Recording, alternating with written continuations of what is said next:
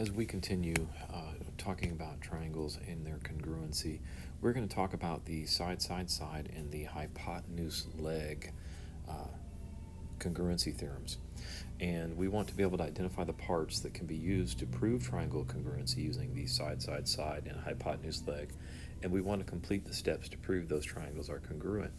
And we also want to determine the isometric transformations that would map one triangle to another triangle, given that the three corresponding sides are congruent.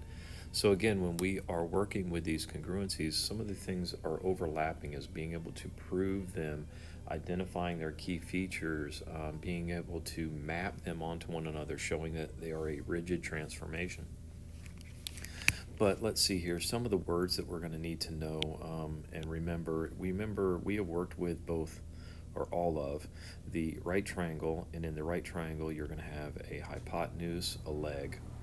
So remember that when looking for a triangle, a right triangle indication would be this thing right here, which means we have a 90-degree angle, and that gives me a right triangle because it is a right angle. And then the longest side, which is directly across from the right angle, is going to be your hypotenuse, and then the other two are just going to be legs. Here are the two sides of the triangle are going to be your legs.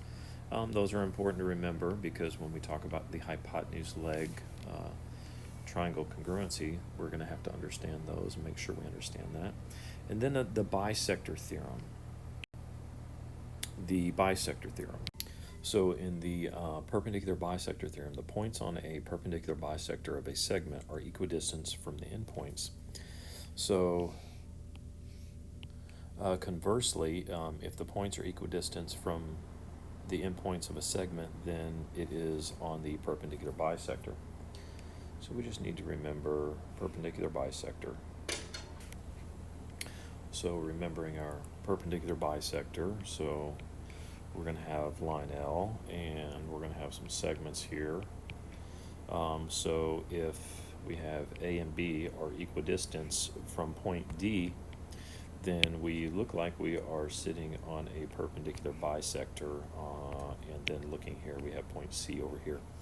So some equidistance there. So if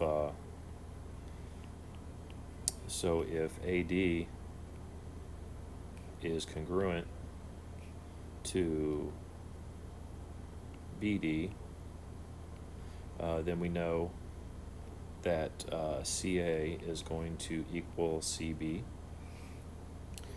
and then also that if CA is equal to CB, then conversely segment AD is going to be equal to segment BD. So there we go, just remembering what our perpendicular bisector is working with here. So the side congruency theorem, it states that if three sides of one triangle are congruent to three sides of another triangle, then the two triangles are going to be congruent. So if we look at this triangle, and we know that segment AC is going to be equal to segment DF, and then we have segment AB is going to be congruent to segment DE, and then I clean that one up a little bit, and then we say that segment EF is going to be congruent to segment BC. What we have is we have triangle ABC is going to be congruent to triangle DEF based on the side congruency theorem. And if I look for an example here, if I have one triangle and it is congruent to another triangle,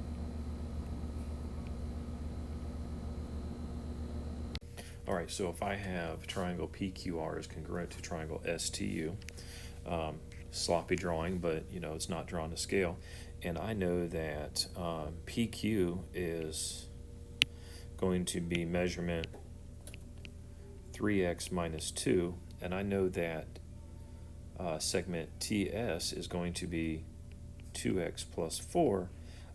If those two things are congruent, then I know that, let's see here, PQ is going to be congruent to segment ST. So if I do some substitution, I know that 3x minus 2 is going to equal 2x plus 4. And now I can solve for x and find out the value of x. So if we do some inverse operations, I would have x minus 2 is equal to 4. Add 2 to both sides. I'm going to have x is equal to 6, right? Did some simplifying here. So if x is equal to 6, what is the value, or what is the length of segment ST?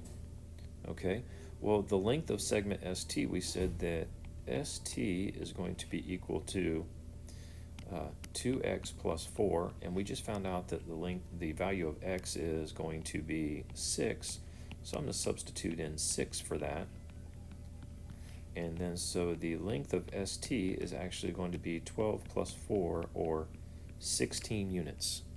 Okay, so ST is going to be equal to 16 units, and that's me using the side congruency, just congruency portions to figure out values.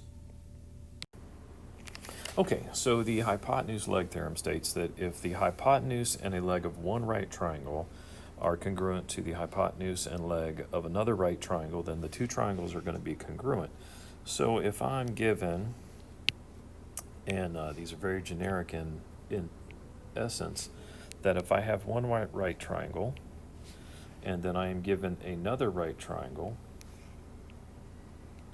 and my hypotenuse is congruent, forgot to do that, then I have a leg that is congruent, then those two triangles are going to be congruent. So if I have this, and then I have, goodness, I think this, that should give me then that triangle JKL is going to be congruent to triangle XYZ, and let's look at it.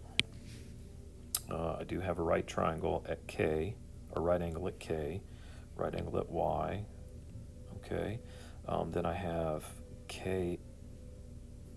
JK is the same length as XY, so JK is the same length as XY, and then XZ is going to be the same length as JL. JL is the same length as XZ. So these would be congruent based on the hypotenuse leg and of course the right angle.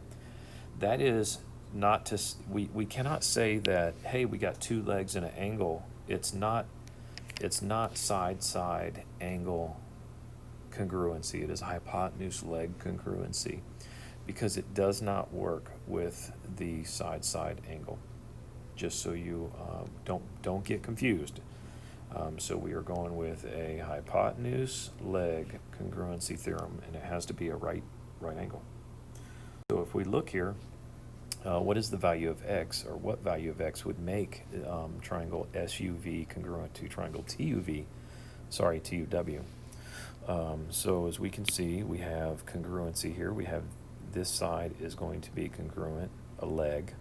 We have a leg, we have a right angle, and the only thing that's missing is we need to make sure that the hypotenuse would have to be congruent in order for it to be the hypotenuse leg congruency theorem. So what would make the value of x would make that true? Well, we would have to make those two things equal to each other. So in order for it to work, we would have to have the segment ST would have to be congruent to segment WT. So we need to have the measurement of ST equal the measurement of, so ST is going to need to equal WT. And when we look at that, so if I do some substitute, goodness gracious, I messed that whole thing up, right? Did we mean ST? No, I meant SV. SV, right? This piece right here, it needs to be congruent to SWT. So it needs to be congruent to WT or equal to WT. So SV is going to be 2x plus 9 and make that equal to WT, which is 4x minus 1. And now what value of x would make that true? Well, we just need to do some inverse operations and figure out what in the heck x is going to be equal to. Simplify. Let's see here. We have 2x minus 1 equals 9. And go ahead and continue with our inverse operations. And 2x is going to be equal to 10. And divide by the coefficient, of course. And then x is going to be equal to 5, or x is equal to 5.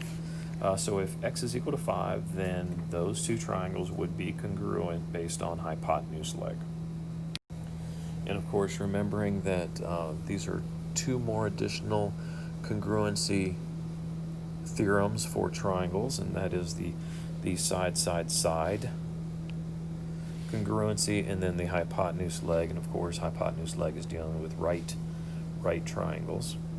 And we are able to identify the parts that can be used to prove these triangle congruencies, and then complete the steps to prove those. And we will get more practice in it in today's lesson, but just understand that, we have been exposed to many different methods of congruency, determining congruency, and we just need to be able to pick the right ones.